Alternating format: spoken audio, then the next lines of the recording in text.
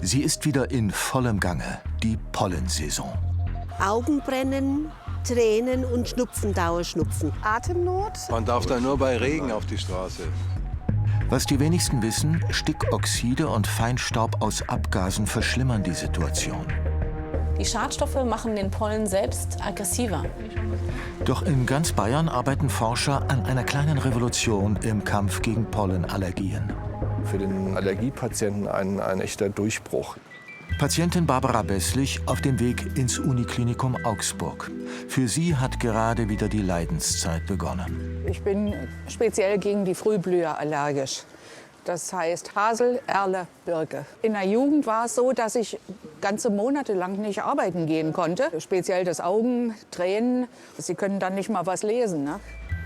Sie hat heute einen Termin am Institut von Professorin Claudia Treidel-Hoffmann. Umweltmedizinerin wie sie beobachten mit Sorge, dass sich die Zahl der Allergiker in den letzten Jahrzehnten vervielfacht hat. Wir haben 40% Allergiker in Deutschland. Vor 50 Jahren hatten wir vielleicht 5% Allergiker. Und das ist jetzt nicht nur deswegen, weil wir genauer hinschauen, sondern es gibt klare Studien, wo Bevölkerung verglichen wurden, 20 Jahre vorher und später, wo einfach gezeigt wird, dass die gleichen Patienten vorher keine Allergien hatten und dann jetzt eine entwickelt haben. Gerade läuft eine groß angelegte Studie, die die Symptome von Birkenpollenallergikern mit stundengenauen Pollenflugmessungen in Bezug setzt und mit Daten zu Luftschadstoffen. Auch die haben Einfluss auf Allergien. Man kann sich das so vorstellen, dass die Schadstoffe den Weg bahnen für die allergische Reaktion. Das heißt also, sie verändern einmal die Natur, den Pollen, machen den aggressiver und auf der anderen Seite machen sie uns Menschen empfänglicher für die Entwicklung von Allergien. Der Hintergrund? Feinstaub und Stickoxide führen zu Entzündungsreaktionen, die das Entstehen von Allergien begünstigen können. Von diesem Aspekt der Dieseldebatte haben viele Menschen noch gar nichts gehört. Nee, das glaube ich weniger. Nein, dann wäre es ja ein Dieselschnupfen. Könnte ich mir vorstellen, weil der Körper doppelt belastet wird. Am Zentrum für Allergie und Umwelt in München glaubt Professor Carsten Schmidt-Weber, dass die Schadstoffe nur einen Teil des explosionsartigen Anstiegs der Allergikerzahlen erklären. Auch veränderte Ernährungsgewohnheiten spielen wohl eine Rolle. Klar ist, der Vormarsch der Krankheit ist nicht gestoppt. Es häufen sich auch Allergien, die erst im späten Erwachsenenalter entstehen. Ich selber habe es mit 35 bekommen. Meine Mutter hat es vor 3 Jahren mit 80 etwa entwickelt. Also da gibt es keine Altersbegrenzung leider. Aber in der Forschung tut sich was. In ganz Bayern werden stündlich aktuelle Daten zu Pollenflügen an solchen Messrobotern erhoben und modelliert. Schon bald werden die Forscher zukünftige Pollenbewegungen vorhersagen und Allergiker präventiv über Apps warnen können. Bisher sind solche Prognosen viel ungenauer. Ich kann dann auch schon im Vorhinein mein Medikament einnehmen. Da hat man schon Möglichkeiten, der Geschichte auszuweichen. Und es wird dann auch Karten geben. Ja, das heißt, also ich kann genau sehen, welche Region besonders belastet ist. Es geht um Vorhersagemodelle sowohl was die Symptome anbetrifft, als auch für die Pollen. Auch das machen wir.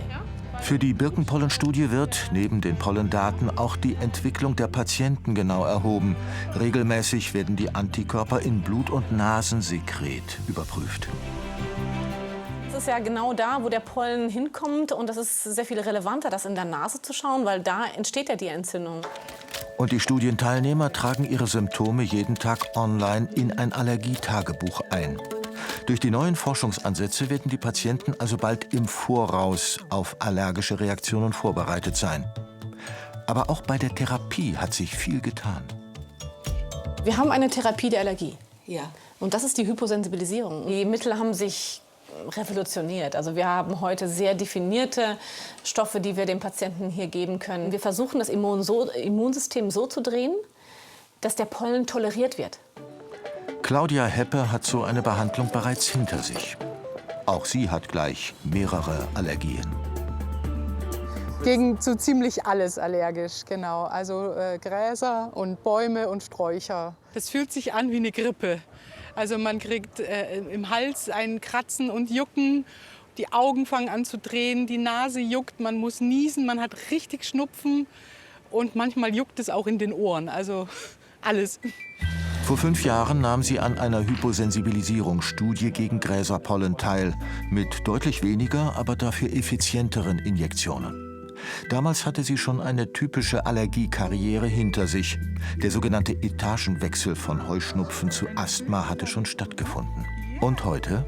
Ich hatte mal richtiges allergisches Asthma, was aber durch diese Hyposensibilisierung vor ein paar Jahren tatsächlich weg ist. Ich brauche kein Asthmaspray mehr.